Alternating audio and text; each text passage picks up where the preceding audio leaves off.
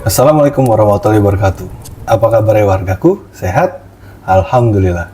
Hari ini gue akan bercerita tentang tukang gali kubur yang mengalami kejadian mistis selama mengerjakan pekerjaannya. Untuk lebih jelasnya, begini cerita warga.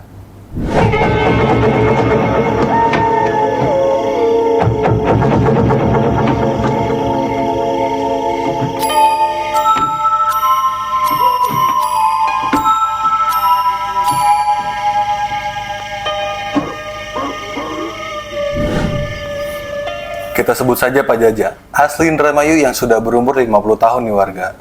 Awal mulanya, Pak Jaja ini adalah pekerja serabutan yang tidak memiliki pekerjaan tetap dari pekerjaan bajak sawah, menjadi tukang, dan lain sebagainya.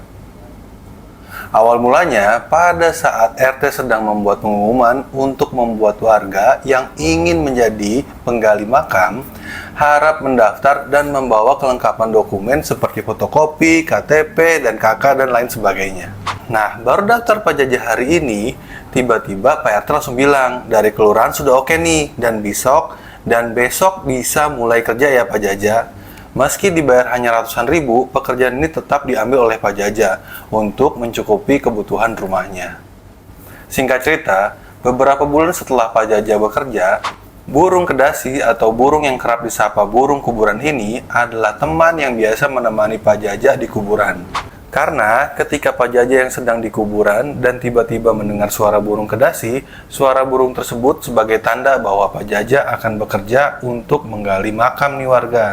Dalam arti lain, suara burung itu sebagai pertanda bahwa adanya orang yang meninggal baru di kampungnya yang akan dikubur di kuburan tempat Pak Jaja bekerja. Pernah pada saat Pak Jaja sedang menggali kuburan hingga 80 cm kedalamannya, Pak Jaja menemukan sebuah kain kafan yang masih utuh nih warga, berikut dengan mayit yang berbau masih menyengat seperti bau bangkai. Pak Jaja yang sedang menggali akhirnya kaget dan karena nggak tahan dengan baunya, akhirnya naik ke atas sampai muntah-muntah nih warga. Akhirnya Pak Jaja dan warga yang turut membantu menggali makam ini, nggak ada nih yang berani melanjutkan, bahkan untuk memeriksa mayit yang ada di dalam kain kafan itu. Karena tidak ada yang berani, akhirnya dilapor tuh ke Pak RT. Akhirnya diputuskan untuk menutup kembali tanah galiannya dan mencari tanah kosong di kuburan lain.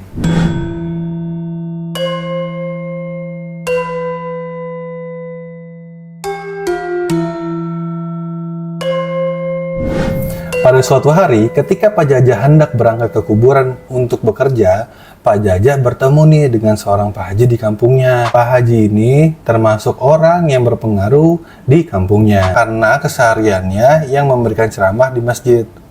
Singkat cerita, Pak Jaja bertemu dan coba untuk menyapa nih, akan tetapi sapaannya tidak dibahas Pak Haji.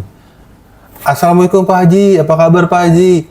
Tapi sapaannya Pak Jaja tuh nggak disapa balik oleh Pak Haji. Akhirnya sempat berpikir kecewa nih warga dengan Pak Haji itu.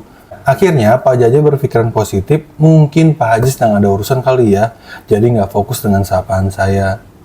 Akhirnya Pak Jaja lanjut menuju ke arah makam untuk bekerja. Singkat cerita, beberapa hari kemudian pada malam hari Pak Jaja mendapat informasi nih dari sesama temannya yang menggali kubur, bahwa adanya orang meninggal di kampungnya yang butuh makam baru. Sebut saja Bang Komar. Bang Komar langsung bilang, "Ja, besok pagi kita ada kerjaan ya. Pak Haji baru meninggal tadi. Kalau bisa, besok datang agak pagian, biar cepat selesai." Pak Jaja mendengar perkataan Bang Komar, akhirnya tanya nih. Pak Jaja langsung bilang, "Innalillahi wa inna ilaihi raji'un." Pak Haji, seriusan? Terus tumben dah? Emang ada apa pagi-pagi banget? Bang Komar langsung jawab, soalnya gini Ja, kemungkinan kita berdua doang nih yang gali. Karena si Bewok sama si Gundul lagi sakit, jadi nggak bisa kerja. Pak Jaja langsung bilang, ya Allah, semoga tuh bocah pada sehat dah. Ya udah, besok gua datang pagian ya.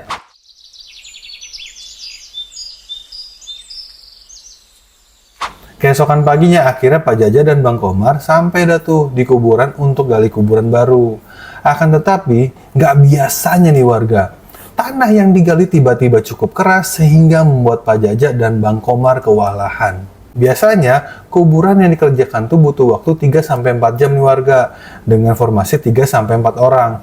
Akan tetapi pada saat itu karena hanya berdua dan karena medan tanah yang tiba-tiba keras, sampai jam 1 siang pun mereka belum kelar nih warga. Kira-kira baru kelar 90%-an dah. Karena tiba-tiba iringan jenazah sudah datang ke makam, akhirnya para rombongan ikut membantu penggalian makam nih warga. Akhirnya selesai nih, makam sudah siap. Tiba-tiba pada saat Pak Jaja, Bang Komar, dan para warga yang bantu proses penguburan itu, pada saat pocong sedang diturunkan ke lubang makam, tiba-tiba ada kejadian yang tidak biasa nih warga.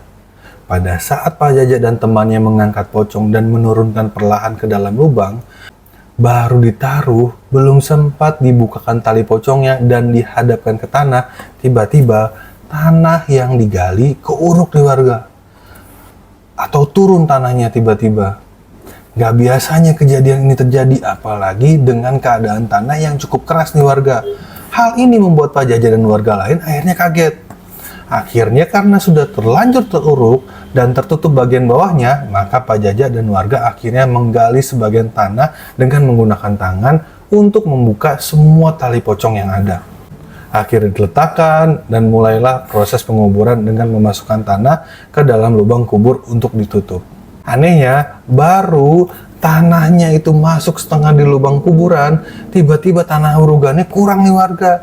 Logikanya kan gak mungkin.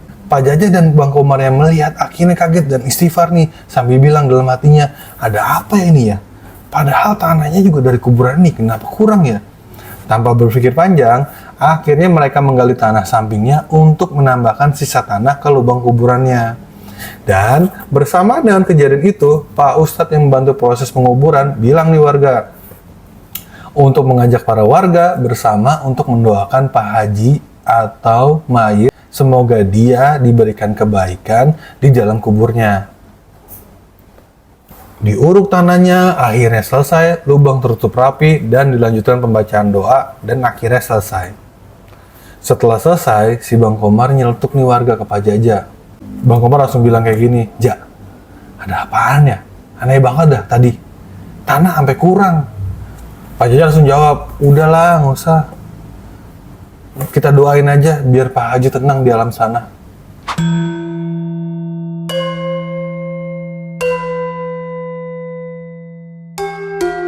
Beberapa bulan kemudian, Pak Jaja yang sedang di makam dapat informasi lagi nih warga bahwa ada yang membutuhkan lubang makam baru. Ditanyalah sama Pak Jaja, siapa yang meninggal. Ternyata ada salah seorang nenek tukang pemulung yang meninggal nih warga. Kebetulan Pak Jaja kenal nih sama nenek ini karena hampir setiap pagi Pak Jaja ketemu sampai si nenek ini yang masih suka teguran. Bahkan nenek ini juga pernah lewat dan memberikan serenceng kopi untuk anak-anak di makam. Baik juga nenek. Setelah mendengar kabar tersebut, keesokan harinya Pak Jaja dan teman-temannya gali tuh tanah kuburannya. Tapi kali ini formasinya lengkap nih, alhamdulillah. Dan gak tahu hari itu penuh dengan rezeki nih warga. Pada saat mereka menggali, tiba-tiba ada salah satu warga yang habis nyekar datang nih menghampiri mereka, para penggali, termasuk Pak Jaja, untuk memberikan masing-masing penggali selembar uang 100.000. Lumayan kan? Kalau di situ ada 6 orang, berarti 600.000. 100. Mantap tuh. Bang Komar yang mendapatkannya akhirnya bilang nih, alhamdulillah hari ini penuh dengan rezeki, terima kasih ya Allah dapat 100.000. Singkat cerita, setelah galian selesai beberapa jam kemudian, rombongan jenazah si nenek ini datang nih warga. Belum sampai di makam yang sudah digali, tiba-tiba angin yang berhembus tercium wangi nih warga. Bang Komar langsung nyeletuk, wangi banget sih ini nenek, Masya Allah. Akhirnya mulailah proses penurunan jenazah ke dalam lubang kubur.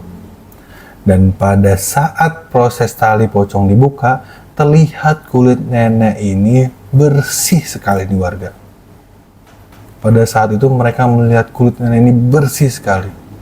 Saking bersihnya, Pak Jaja yang ngeliat aja, si nenek itu kayak bercahaya banget, terpancar deh auranya. Akhirnya dibuka tali pocongnya dan diletakkan untuk menyentuh tanah. Singkat cerita, penguburan berjalan dengan lancar tanpa ada hambatan. Alhamdulillah. Setelah selesai, sambil berbincang dengan teman-temannya, Pak Jaja bilang, "Subhanallah, cerah banget kamu, Nek. Berbanding terbalik dengan pekerjaan nenek yang gak semua orang bisa dan mau." Karena kan tahu sendiri ya warga, pemulung kan identik dengan memungut barang bekas dan kebanyakan dalam kondisi yang kotor. Jadi intinya ya warga, bersih dan tidaknya kita, yang bisa nilai hanya Allah Subhanahu wa Ta'ala. Yang kita lihat belum tentu seperti yang Allah lihat. Jadi untuk para warga, janganlah melihat orang dari paras atau pekerjaan yang mereka tekuni. Lihatlah bahwa apapun perbedaan yang kita miliki di hadapan Allah, kita adalah makhluk hidup yang sama dan berharga. Selesai. Terima kasih untuk warga yang sudah menonton video ini sampai selesai. Saya doakan semoga warga selalu dalam keadaan sehat, panjang umur, dan lancar rezekinya. Amin. Untuk warga yang memiliki cerita yang ingin ceritakan, dapat mengirimkan cerita Anda ke nomor di bawah ini. Terima kasih. Wassalamualaikum warahmatullahi wabarakatuh. See ya.